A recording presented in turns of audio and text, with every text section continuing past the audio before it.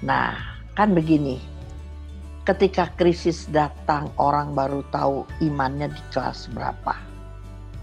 Saya ulang ya, kalau semua berjalan biasa-biasa, nggak pernah teruji. Tetapi ketika krisis datang, maka kita bisa lihat iman kita kelas berapa. Gitu.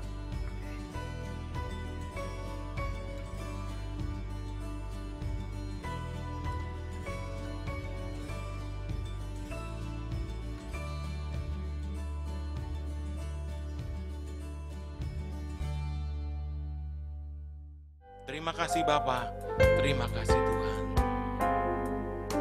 Semusim berlalu, Engkau selalu pelihara aku.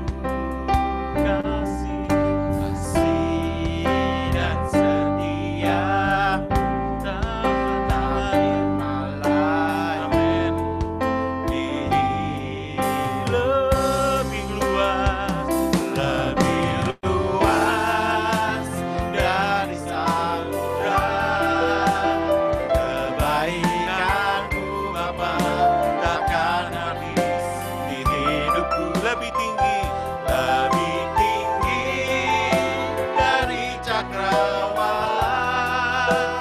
Tak terbatas kasih-Mu. Sungguh ku bersyukur. Lebih luas dari samudra. Kebaikan-Mu Bapa takkan habis di hidupku. Lebih tinggi dari cakrawala. Amin. Tak terbatas kasih-Mu. Sungguh ku bersyukur. Tak terbatas kasih-Mu. Sungguh ku tak terbatas kasih-Mu Tuhan. Tak terbatas kasih-Mu. Kami mau bersyukur padamu Tuhan. Sungguh ku bersyukur. Terima kasih Tuhan. Kami bersyukur atas kasih Tuhan. Haleluya. Terima kasih Tuhan. Kami mau bangkit. Kami serukan nama-Mu. Nama yang dahsyat. Nama di atas segala nama. Nama yang membuat kami lebih dari pemenang. Amin. Bangkit, serukan nama Yesus. Maju, nyatakan kuasa-Nya. Kita buat iblis gemetar, kalahkan tipu dayanya dengan kuasa namanya. Bangkit, serukan nama Yesus. Yesus, Amin. maju, nyatakan kuasa-Nya. Kita buat iblis gemetar, kalahkan tipu dayanya dengan kuasa namanya. Nama Yesus, menara yang kuat. Nama Yesus, kota benteng yang teguh. Amin. Nama Yesus, kalahkan semua musuh. Nama Yesus, di atas segalanya. Nama Yesus, menara yang kuat.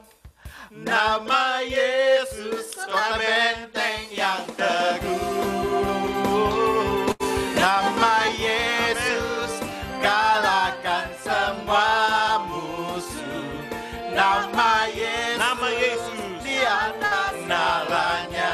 Nama Yesus. Nama Yesus, Nama Yesus. nama Yesus, nama atas segalanya. Haleluya. Terima kasih Tuhan. Kami punya Allah yang luar biasa. Nama di atas segala nama. Amin. Amin. Puji Tuhan. Siapa yang bersuka cita pada malam ini, lambaikan tanganmu.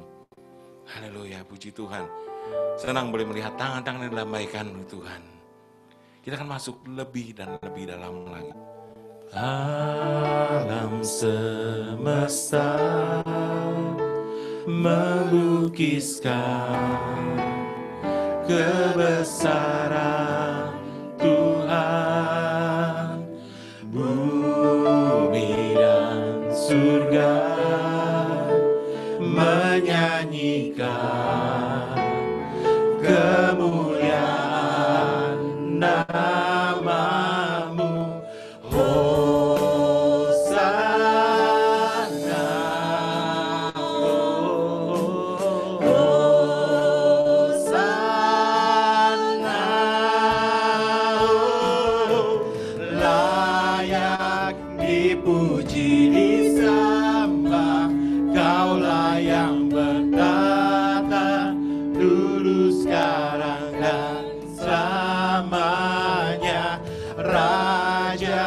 Atas segala raja, namamu besar termulia.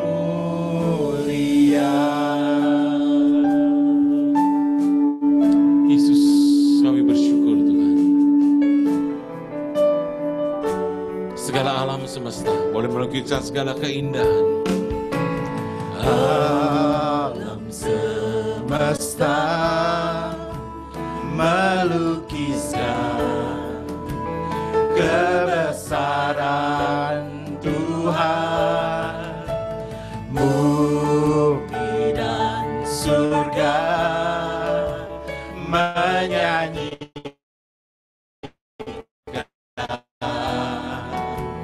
kemuliaan namamu.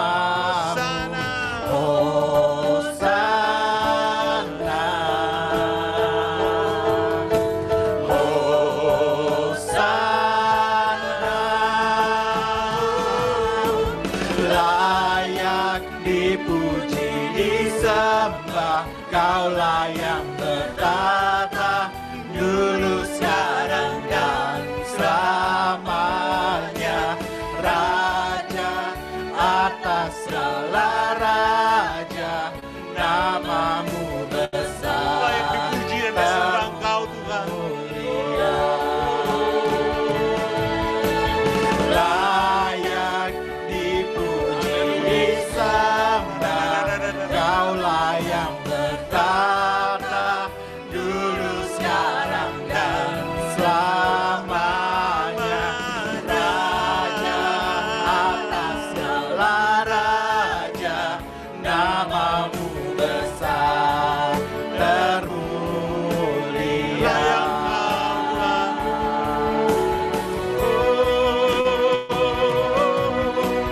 Layak dipuji, disembah.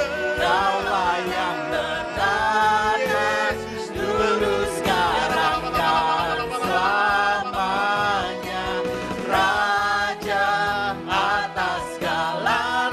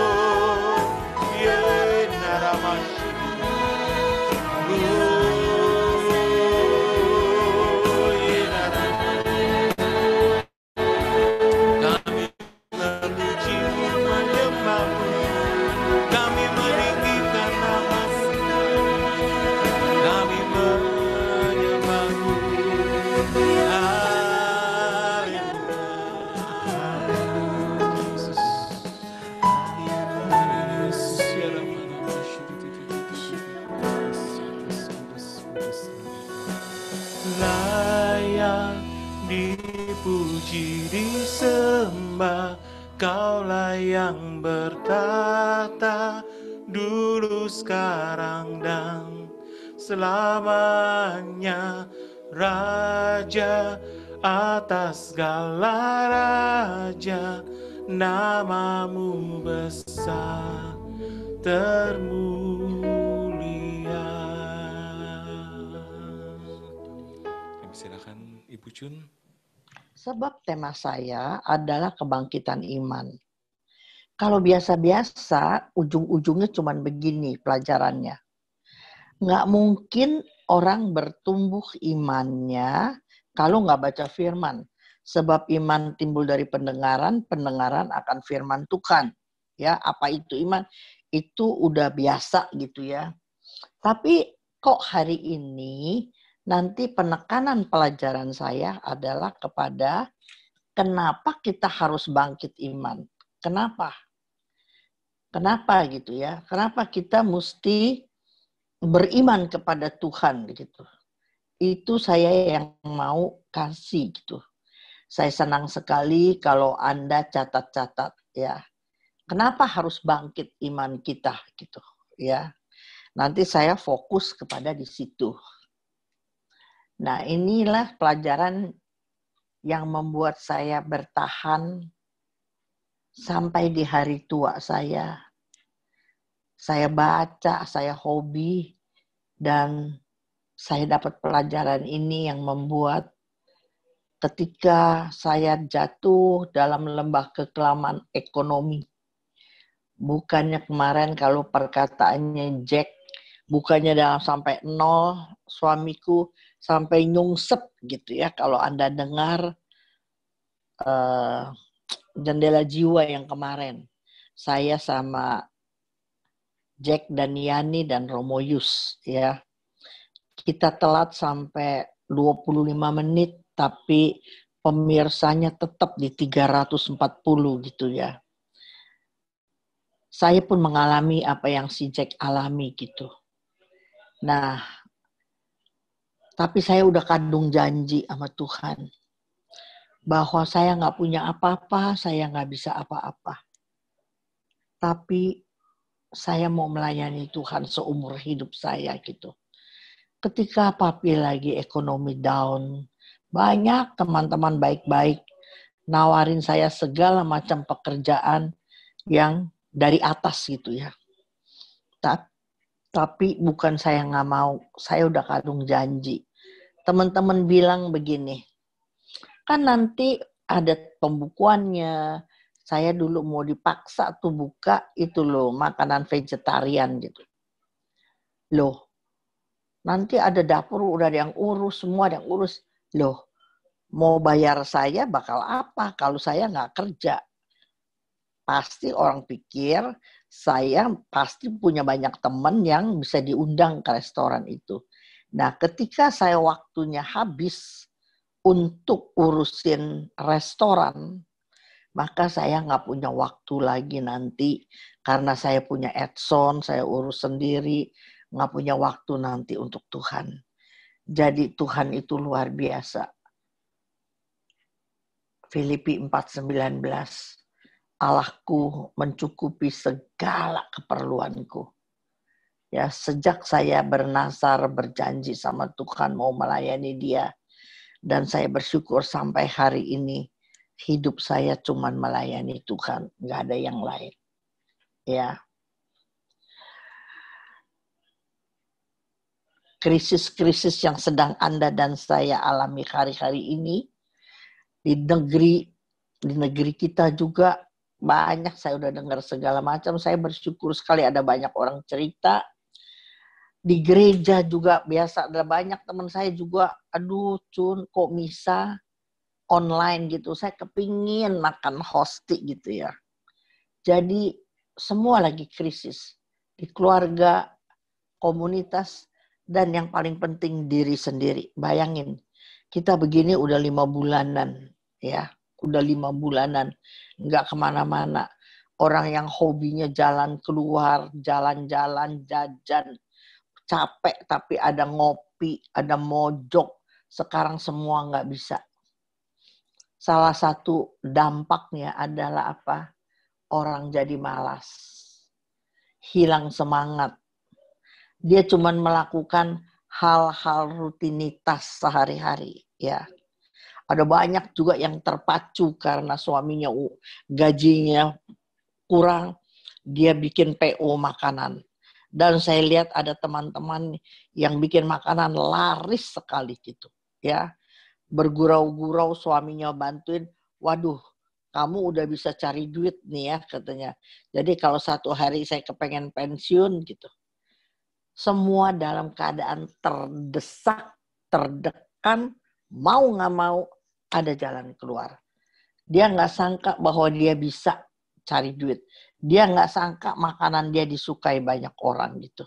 Ya, dalam keadaan seperti ini, maka jangan sekali kita menoleh ke belakang.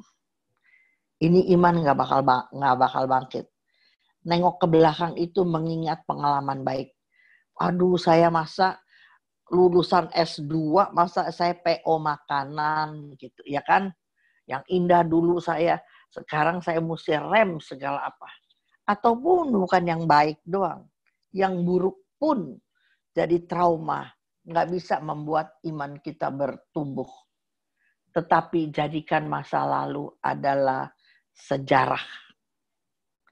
Jadikan masa lalu pembelajaran. Di tengah-tengah masa pandemi ini banyak orang susah, saya tahu. Tapi teman, ada banyak orang diberkati di masa pandemi ini. Perusahaan banyak yang tutup, yang segala. Tapi saya lihat ada 2 perusahaan yang saya tahu doang. Saya kan nggak tahu baca koran, nggak tahu apa, nonton berita. Tapi orang sharing, ada 2 yang dekat, orang yang dekat sama saya. Justru di masa pandemi ini, dia bisa kasih, apa sih, kalau perusahaan untung kasih apa tuh? Bonus, ya, dikasih bonus. Teman saya di masa pandemi, dia switch kerjaannya dan dia sangat diberkati.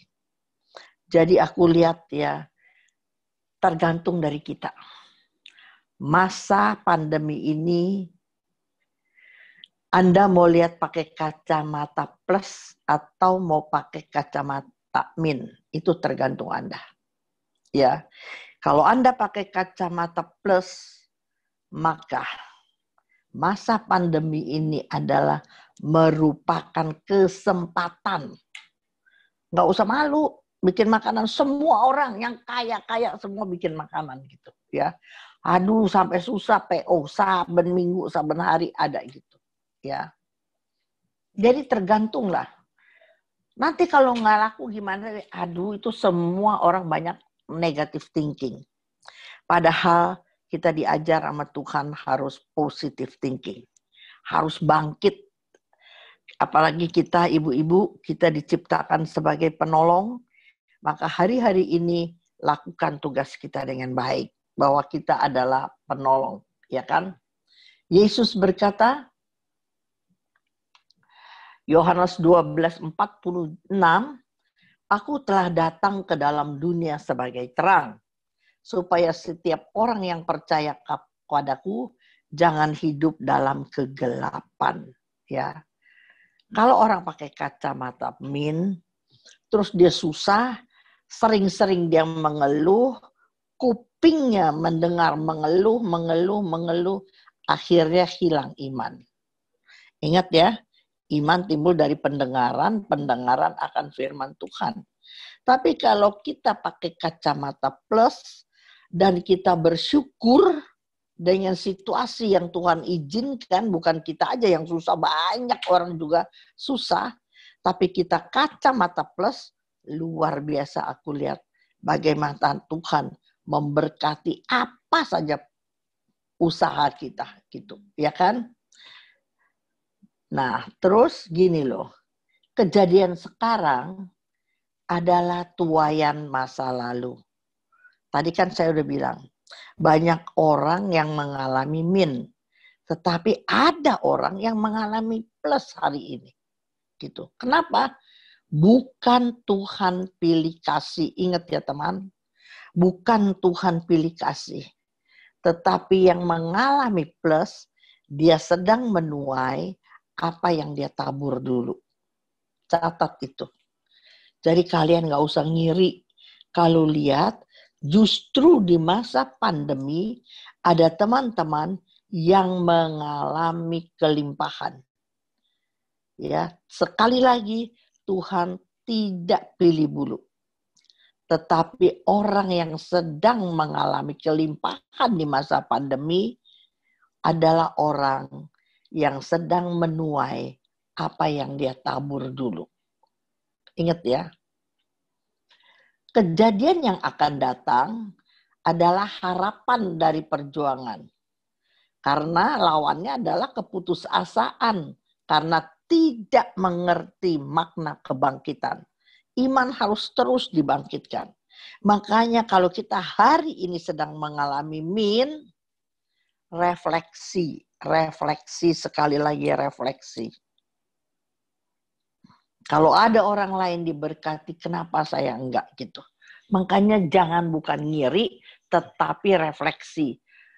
Saya sedang menuai apa yang saya tabur dulu. Ingat itu. Ya. Yesaya 60 ayat 1 berkata begini. Cocok juga. Bangkitlah, menjadi teranglah. Sebab terangmu datang dan kemuliaan Tuhan terbit atasmu. Ya.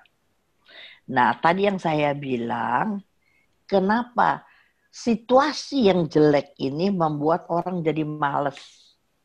Membuat orang jadi tidak bergairah. Hari ini saya pegang 3 orang. Semua orang persekutuan. Yang lagi ngapain?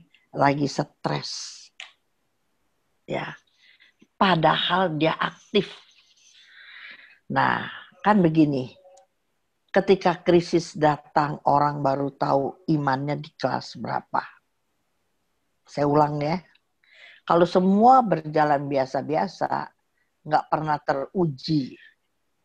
Tetapi ketika krisis datang, maka kita bisa lihat iman kita kelas berapa.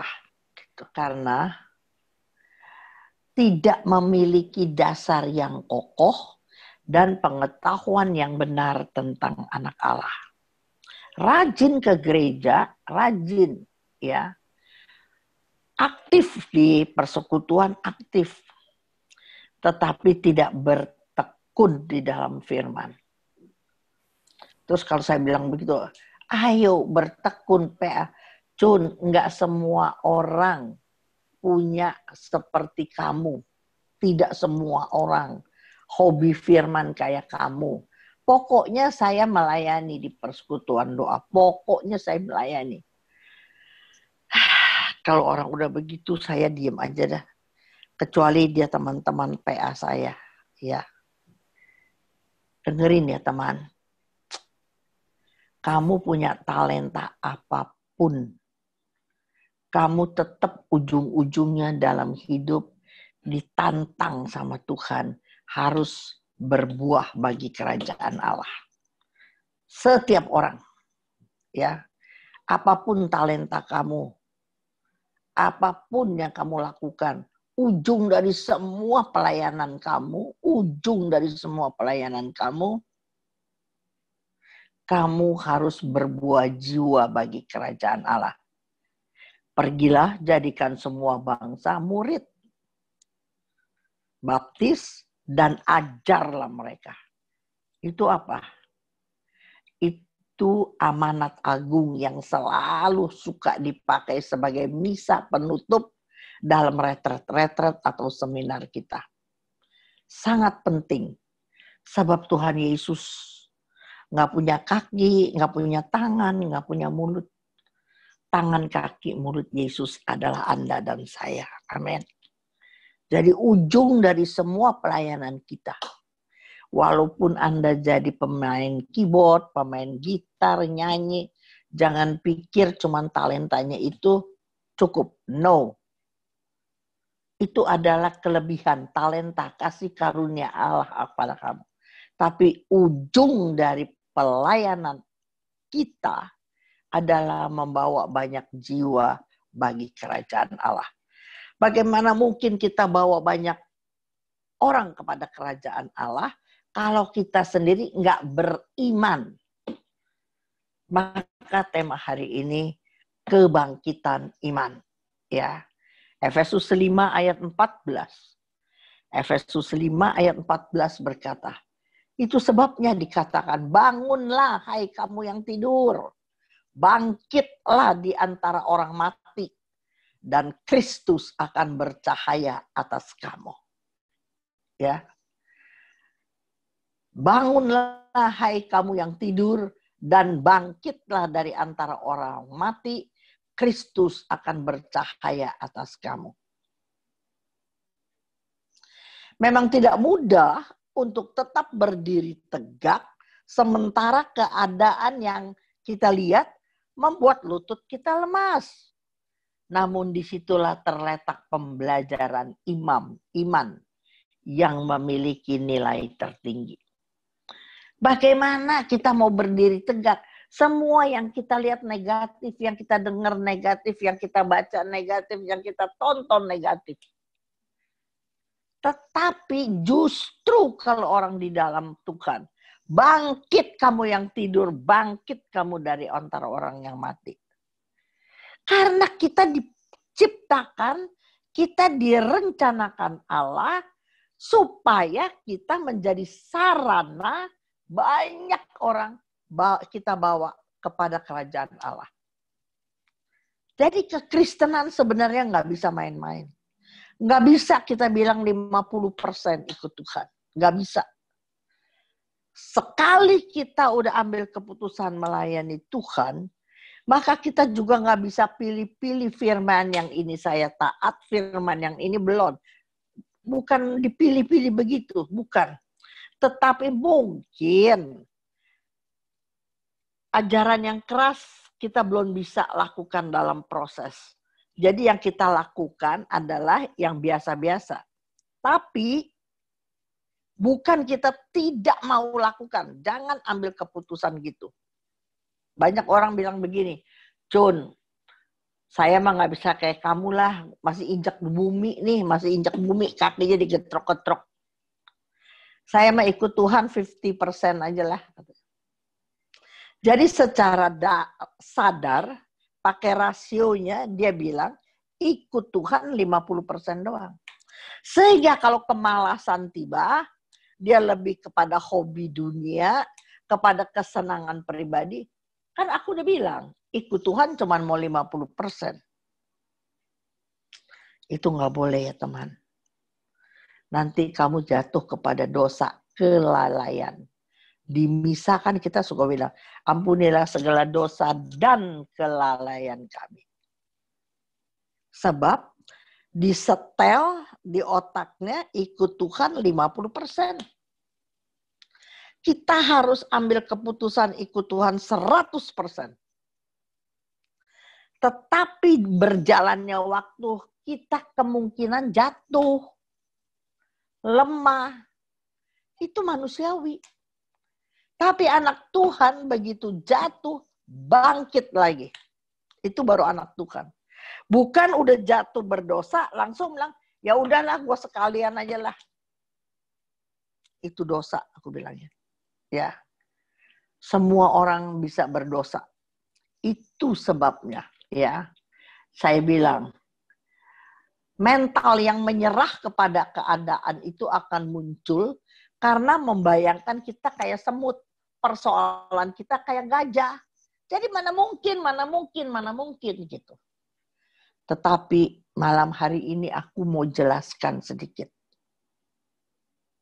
Bagaimana Yesus menebus kita.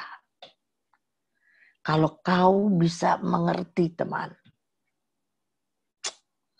Di dalam nama Yesus ada pengharapan. Dia sudah melakukan yang luar biasa bagi kita. Supaya kita boleh menikmati janji-janjinya. Pikiran membatasi iman. Tetapi iman mampu mengalahkan pikiran. Saya ulangi ya. Pikiran membatasi iman. Mana mungkin ya begini ya. Mana mungkin ya. Anak saya kata dokter dalam dan luar negeri udah pasti bisa meninggal umur 12 tahun. Mana mungkin, itu bukan satu profesor loh. Luar negeri, dalam negeri jago-jago. Ipar saya profesor, dokter apa nggak tahu dah. Dia punya koleha semuanya. Dan semuanya hampir sama. Anak cacat ganda seperti Edson, umurnya cuma 10 sampai 12 tahun. Anak saya yang kedua. Tapi tahun ini dia umur 47 tahun. Dan apa yang tidak mungkin, mungkin. Nanti Anda akan lihat di jendela jiwa tanggal 9. Ya, dia omong. Itu ulang tahun komunitas Thomas. Saya akan bicara sama Romo Yus dan Romo Yosef Susanto. Ya. Kamu lihat anak saya. Belum bisa baca. Tetapi dia cinta firman. Sungguh. Orang yang suka ke rumah saya kenal dia. Pikiran membatasi iman.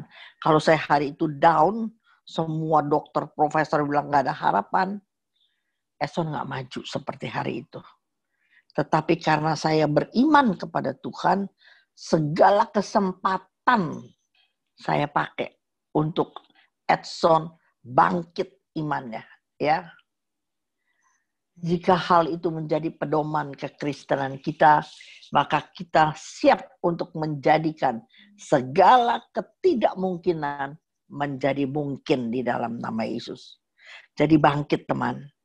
Bukan kamu saja di dalam lembah kekelaman. Banyak orang. Tetapi nama Yesus adalah pengharapan. Pasti ada solusi di dalam nama Yesus. Ya.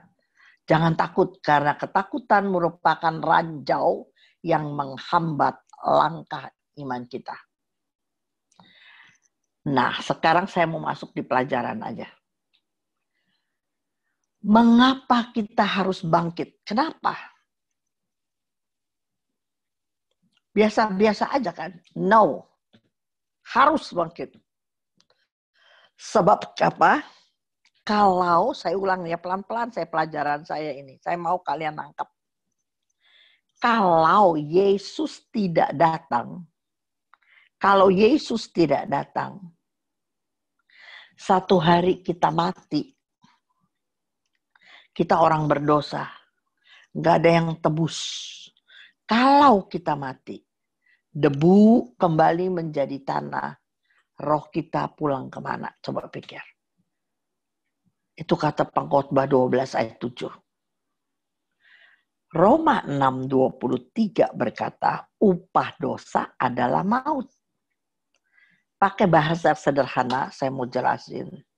Kalau Yesus tidak datang, kita mati, debu, tubuh jasmani kembali menjadi tanah, mau ditanam, dibakar, mau kecemplung ke laut, debu kembali menjadi tanah, maka roh kita, roh jiwa kita milik iblis. Kalau Yesus nggak datang. Bersyukur Yesus datang. Dia tebus sama darahnya. Nah, pertanyaan lebih dalam lagi. Kenapa Allah pencipta langit dan bumi dalam rupa anak, yaitu Yesus Kristus, menebus manusia ciptaannya, harus mati di kayu salib, darah tercurah, yang kita tahu jalan salib. Untuk tebus kita, Allah pencipta langit dan bumi, kenapa harus mati begitu menderita? Mari kita baca Imamat 17 ayat 11. Imamat 17 ayat 11. Ada satu orang yang bisa bantu saya baca. Mute-nya dibuka. Yang suaranya jelas. Saya minta yang suaranya jelas. Tadi itu yang jadi WL suaranya bagus itu. Ayo. Baca Imamat 17 ayat 11. Ada Novita nggak di situ? Ada Lisian kah? Satu orang bisa baca?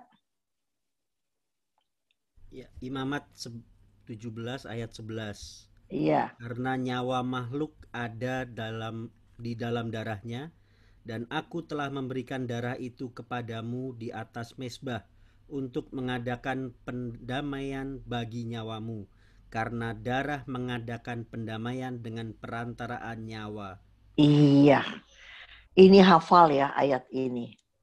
Jadi sudah dinubuatkan bahwa di dalam darah kita, kalau mau bunuh diri gampang kok. Mandi, dandan, udah keren.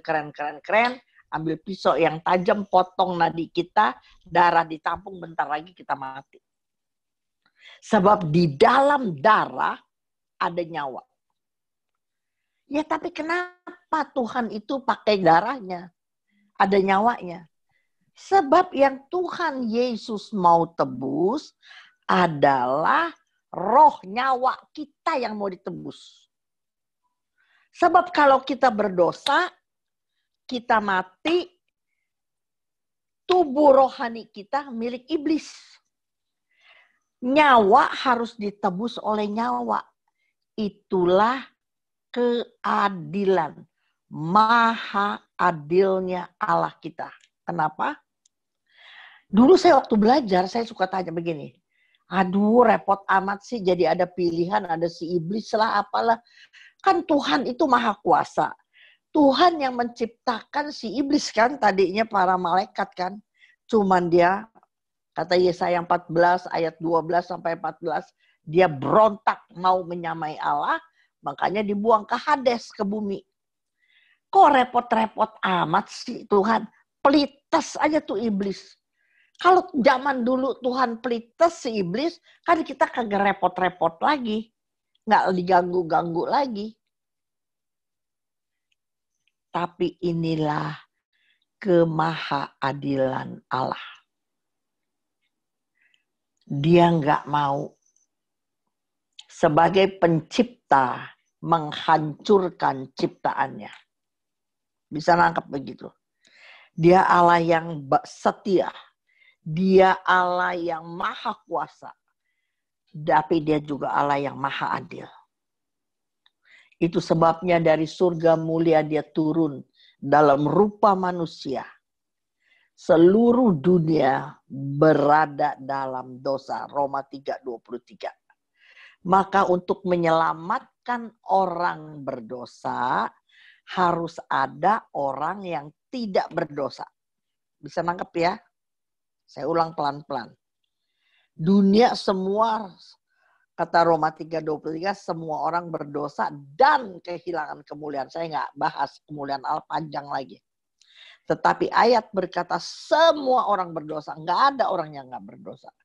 Nah kalau orang berdosa, Roma 6:23 bilang upah dosa adalah maut. Maka untuk menolong orang berdosa, di dunia harus ada orang yang tidak berdosa, yang bisa menolong orang berdosa. Tangkap ya. Itu sebabnya Allah turun dalam rupa manusia. Dan ada ayat berkata dia sama seperti kita, kecuali dalam hal dosa. Maka yang mau disebut nyawa ditebus. Apa coba? Ayo 2 orang biar seger sedikit. Apa sih artinya ditebus? Ayo 2 orang jawab, cepetan. Saya biasa PA nih, jadinya saya suka begini-begini. Saya nggak mau ngajar melulu. Apa sih artinya ditebus apa coba? Cepat. Dibayar. Kalau dibayar namanya dibeli. Satu lagi, cepat. Dibayar lunas. Iya, dibayar lunas tuh namanya dibeli, Nyonya. Diambil kembali. Iya, itu diambil kembalinya apa? Bukan diambil. Apa itu loh? Kurang. Dibebaskan, dilepaskan dong. Dia bukan. Tadi udah betul. Tuhan salah ngomong. Dia apa kembali tadi kamu bilang? Diambil kembali. Bukan diambil, Neng. Dimiliki kembali. Dibayar kembali. Saya taruh arloji saya sama kamu. Saya dapat duit 1 juta. Waktu saya mau ambil arloji saya tebus. Itu namanya saya tebus. Tebus artinya apa? Dibayar kembali. Bisa nangkep teman-teman? Itu artinya ditebus. Dibayar kembali. Apa yang ditebus? Nyawa kita. Sebab kalau Yesus tidak datang, nyawa kita itu milik iblis. Makanya ada ayat bilang begini, mari kita baca. Roma 8 ayat 12. Roma 8 ayat 12. Aku senang sekali kalau ada yang nyaut-nyaut. Ayo sekarang baca, cepat siapa aja tuh. Kita kan cuma waktunya 40 menit, tahu keburu enggak nih? Kalau saya yang ngomong melulu, nggak melibatkan Anda bosan. Kalau pelajaran ini berat, kagak enak. Roma 8 ayat 12 berkata, Jadi, saudara-saudara, kita adalah orang berhutang, tetapi bukan kepada daging, supaya hidup menurut daging.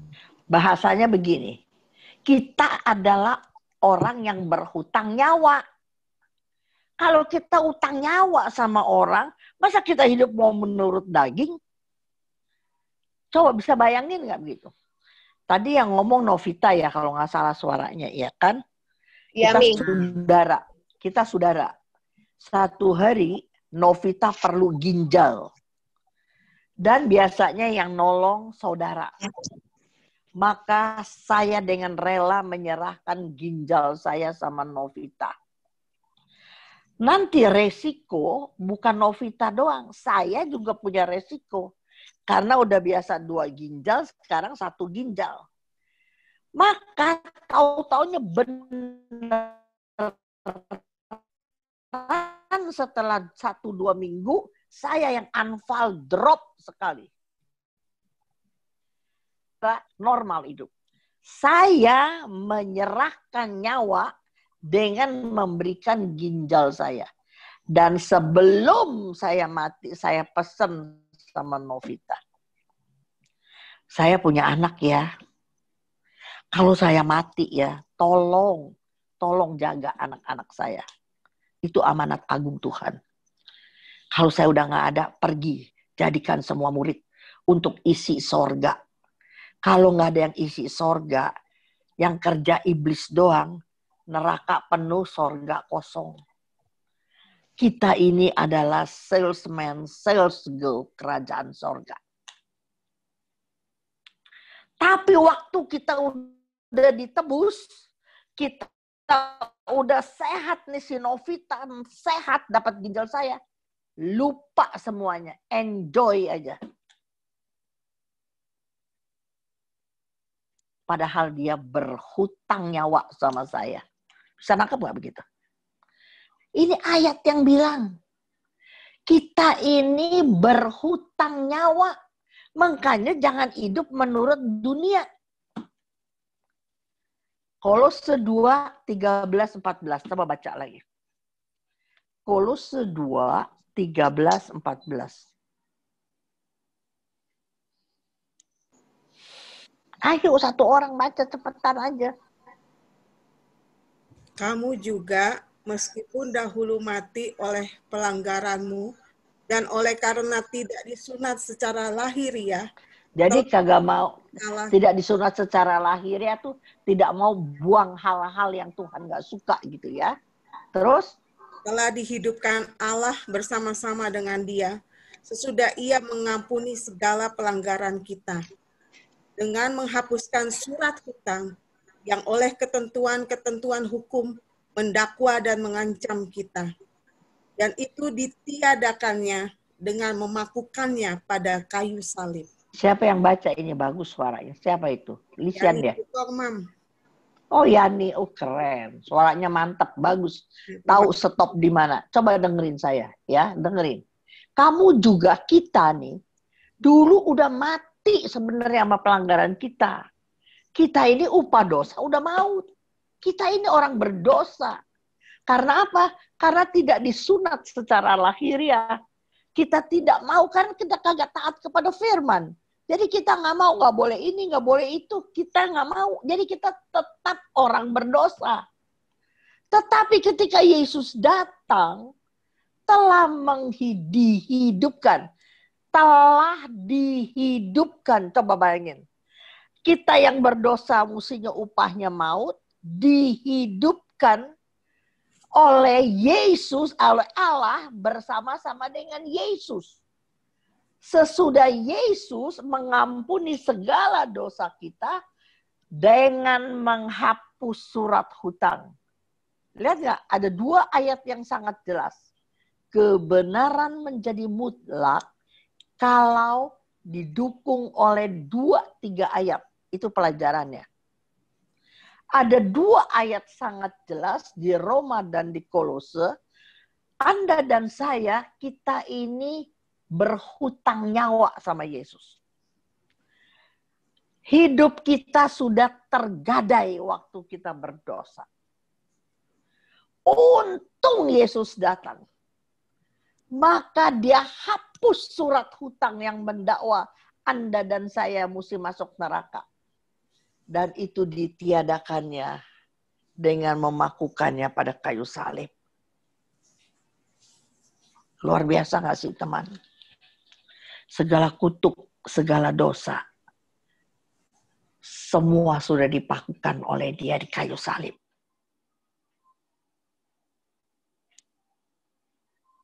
Coba endapkan. Kita utang nyawa.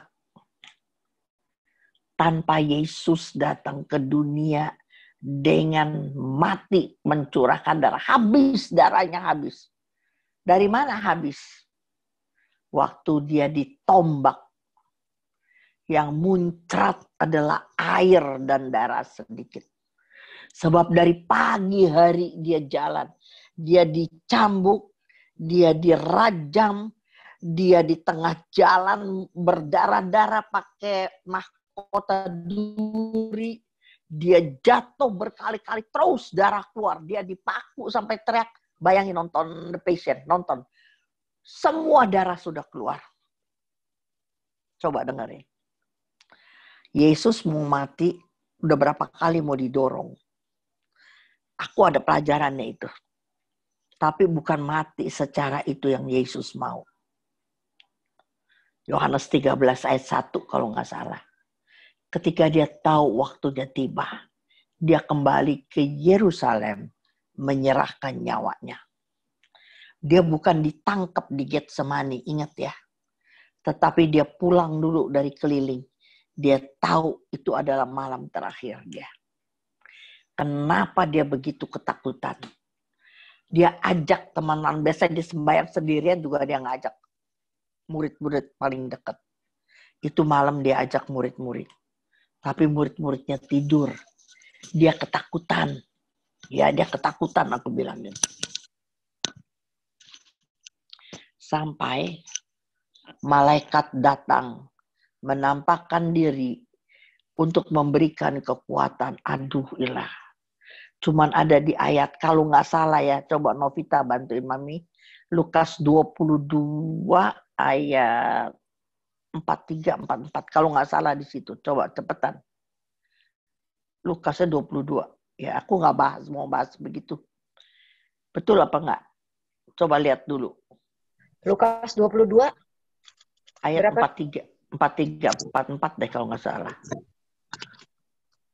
Oke, betul 43. Mari baca coba Novita 43, 44.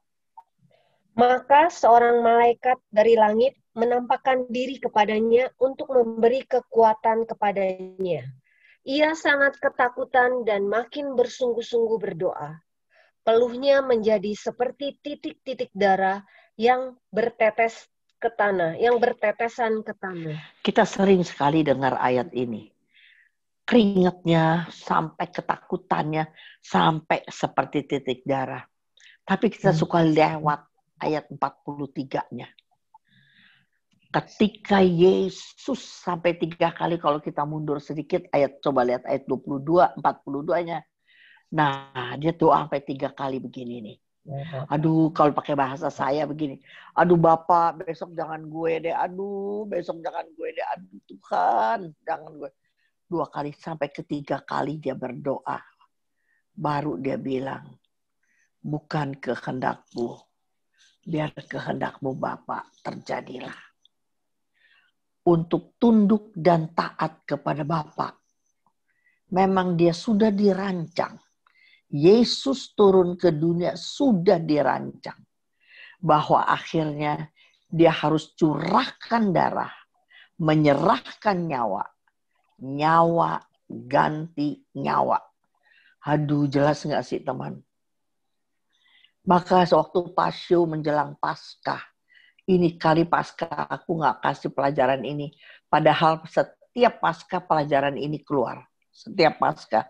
Tapi ini tahun nggak ada Paskah, nggak ada pelajaran. Saya nggak kemana-mana. Nggak ada yang minta tentang pelajaran Paskah ini. Yang dibaca oleh 3 triduum, 3 orang tuh ya. Sebagai Pasio. Kalau nggak salah di Yohanes 9. Iya di Yohanes 19 deh. Di Yohanes 19 ayatnya saya lupa, tapi belasan gitu. Kalau nggak 11, 12 gitu. Bahwa Yesus akhirnya dibawa oleh orang-orang ke meja pengadilan yang namanya Litostrotos. Pilatus nggak tahu mau jatuhin hukuman apa. Karena orang ini tidak berdosa. Apalagi istrinya bilang, jangan dia papain lu ya, dia orang bener lu. Makanya Pilatus ambil baskom, cuci tangan. Gua nggak tanggung ya, dosa ini gua kagak tanggung ya, lu orang mau. Terus orang Israel apa teriak? Biarkan darah orang ini kami tanggung gitu. Kalau Anda baca. Yohanes 19 kalau nggak salah sih. 13 nih, Yohanes 19 ayat 13. Oh, Yohanes 19 ayat 13. Ya, terus akhirnya orang banyak bilang, salibkan dia, salibkan dia. Seperti Anda dan saya tahu, orang yang disalibkan adalah penjahat. Pilatus nggak ketemu dengan alasan apa Yesus mesti masuk di salib. Makanya dia suruh kasih Barabas. Ayo udah pilih, udah terang-terang Barabas penjahat besar segala. Ayo pilih Yesus apa Barabas. Kan seharusnya logiknya otaknya normal, ya orang pilih Yesus yang dilepas. Barabas udah terang-terangan penjahat besar, setengah gila gitu. Tapi saat itu, gara-gara kaum Farisi, ahli Taurat yang berteriak, salibkan dia, salibkan dia. Orang banyak mah cuman jadi beo, kayak kita aja sekarang. Orang ngomong apa, nggak ngerti juga beo. Nah, jadi gitu. Salibkan dia. Dan Yesus dibawa ke meja Litostrotos. Cuman tulis, ingat nggak, Yesus itu waktu disalib ada yang taruh Indri. Raja orang Yahudi. Raja orang Yahudi. Coba, menurut sejarah, Yesus pernah nggak jadi raja? Ayo jawab cepetan. Padahal di situ Indri artinya raja orang Yahudi.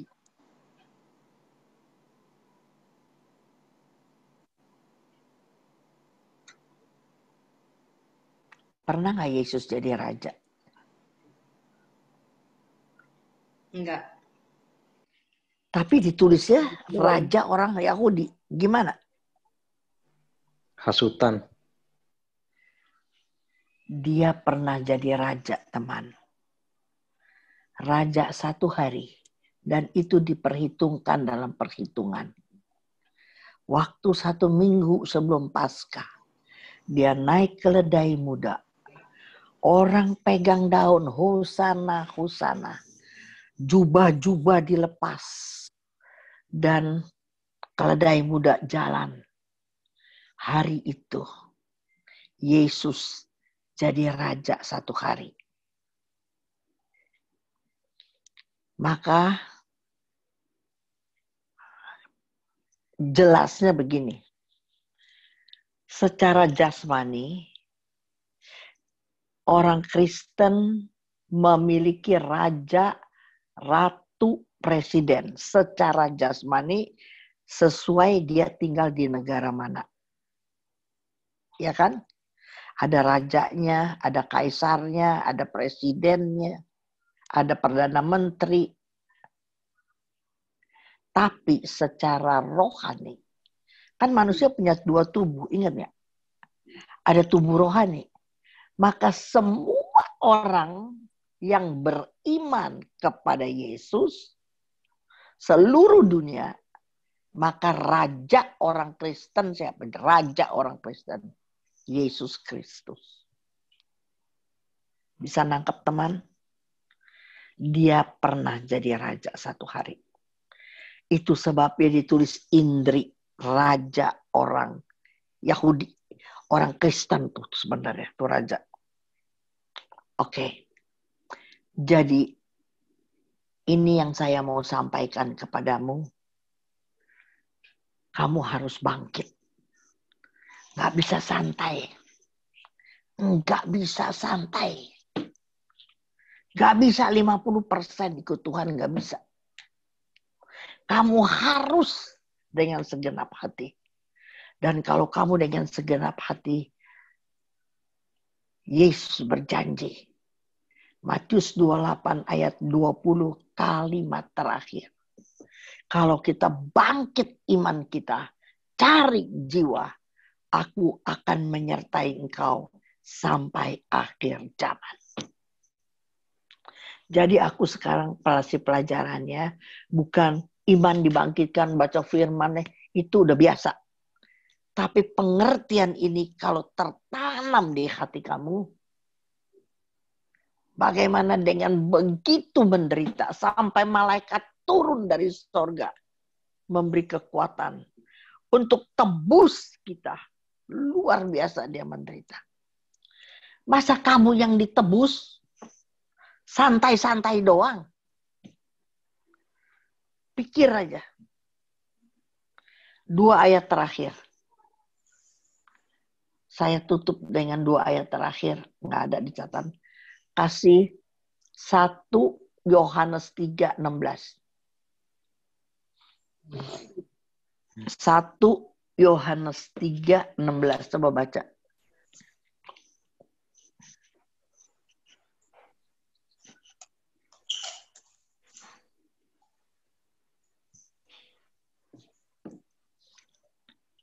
Satu orang baca boleh? Demikianlah kita ketahui kasih Kristus, yaitu bahwa Ia telah menyerahkan nyawanya untuk kita. Jadi, kita pun wajib menyerahkan nyawa kita untuk saudara-saudara kita. Hukumnya wajib loh teman. Untuk menyerahkan nyawa bagi saudara kita. Jangan kata menyerahkan nyawa lah. Itu panggilan lah. Berani nggak kita hidup berbagi? Kelebihan kita mencukupi kekurangan orang. Supaya ada keseimbangan, kata Korintus. Nggak usah menyerahkan nyawa. Kelebihan kita mencukupi kekurangan orang. 1 ayat terakhir. 2 Kor 5 ayat 15 sebagai ayat yang terakhir. 2 Kor 5 ayat 15. Iya.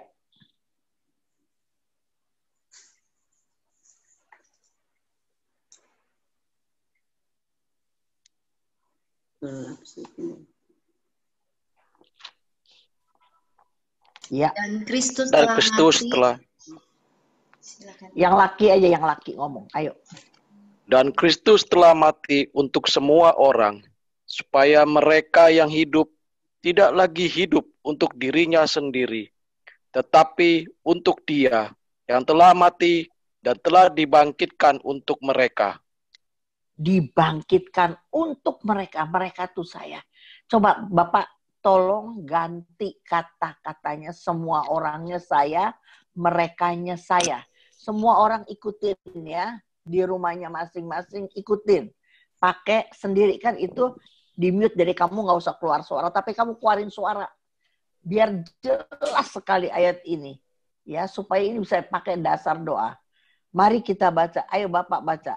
Dan Kristus telah mati untuk saya.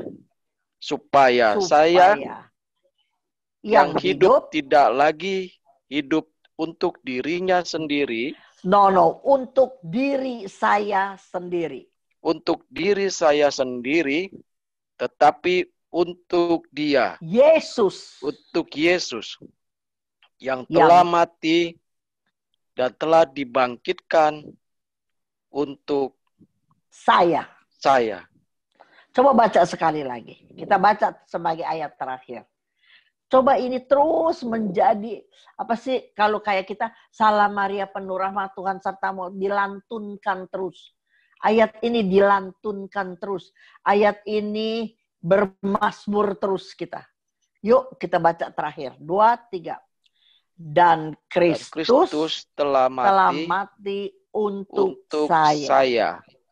Supaya saya yang hidup tidak lagi hidup untuk saya sendiri, tetapi untuk Yesus yang telah mati dan telah dibangkitkan untuk saya.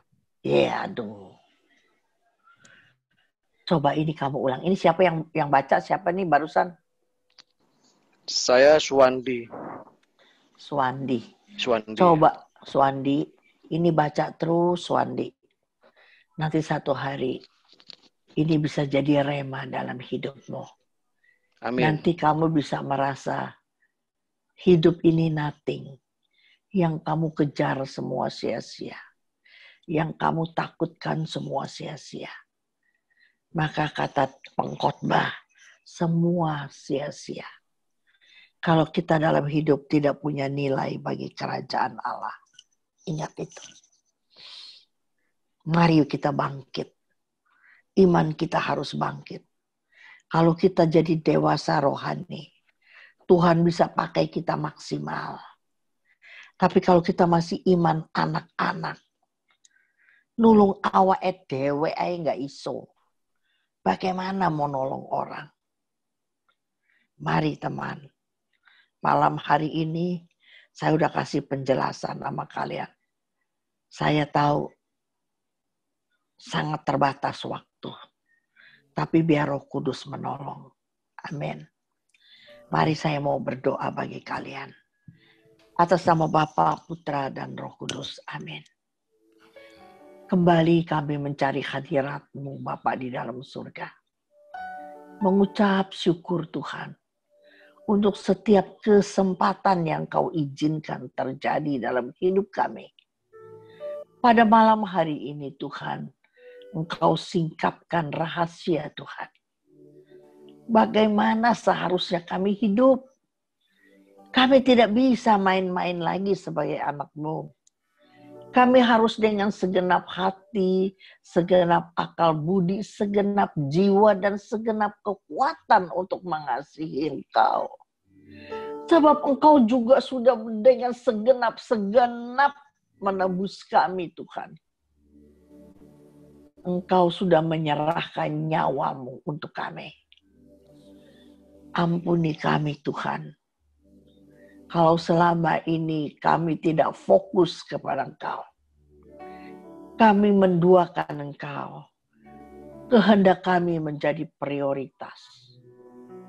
Malam hari ini, Bapak tolong kami. Biar kami bisa ambil keputusan. Sisa waktu yang Engkau percayakan bagi kami. Kami mau persembahkan untuk Engkau. Tolong ya Tuhan, biar mata kami tertuju kepadamu, supaya kami tidak melihat semua hal-hal penghalang. Sebab hanya di dalam nama Yesus, tidak ada yang berhasil. Tidak ada yang tidak mungkin. Sebab di dalam nama Yesus, semua menjadi mungkin. Kami menyerahkan hari depan kami. Kami tidak mau Tuhan untuk terus tidur seperti orang mati. Kami harus bangkit Tuhan, membalas segala kebaikan-Mu Tuhan. Kami tidak boleh puas dengan apa yang sudah kami lakukan. Kami masih bisa melakukan lebih dan lebih lagi. Sebab waktu Engkau percayakan. Kesehatan Engkau percayakan.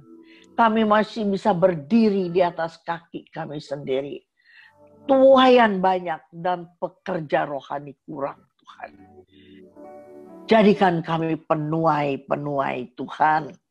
Menolong Engkau. Sebab Engkau nggak punya anggota tubuh. Kami punya anggota tubuh yang sempurna.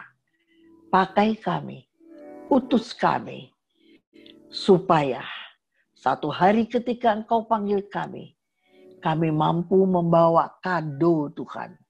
Jiwa-jiwa yang diselamatkan melalui pelayanan kami. Inilah doa harapan kami.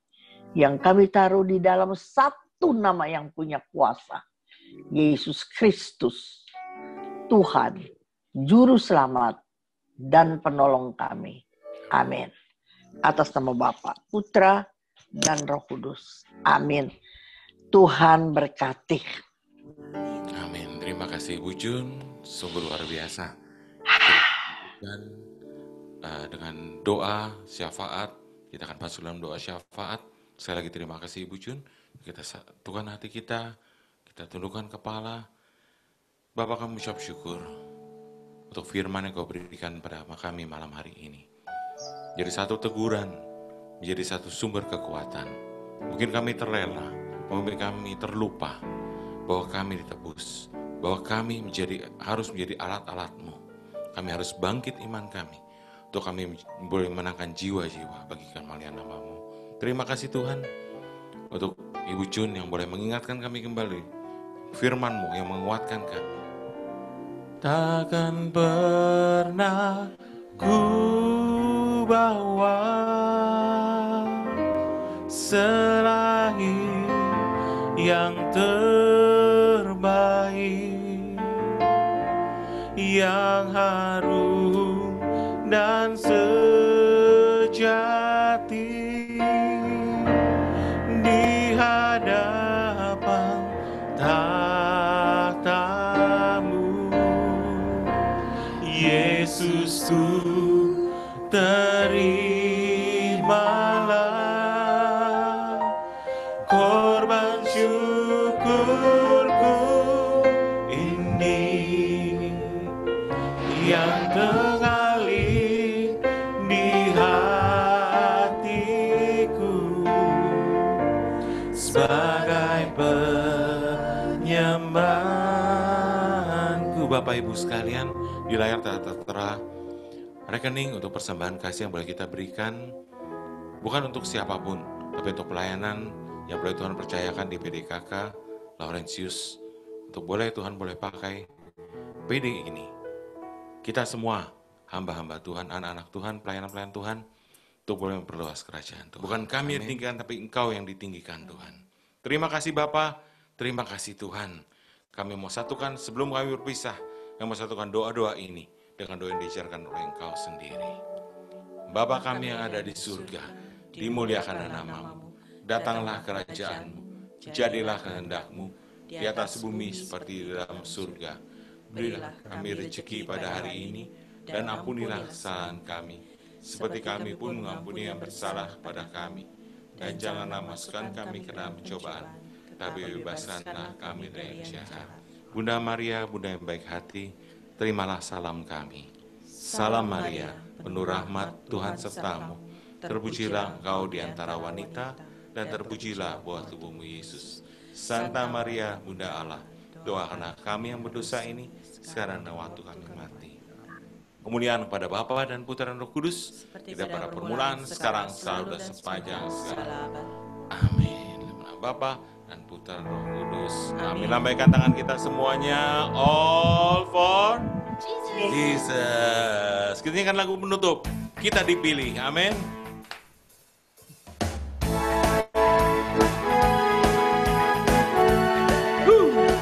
Kami bersyukur Tuhan untuk segala kasih karunia yang Kau berikan pada kami. Kita dipilih dari segala bangsa, ya kita dipilih jadi umat-Nya.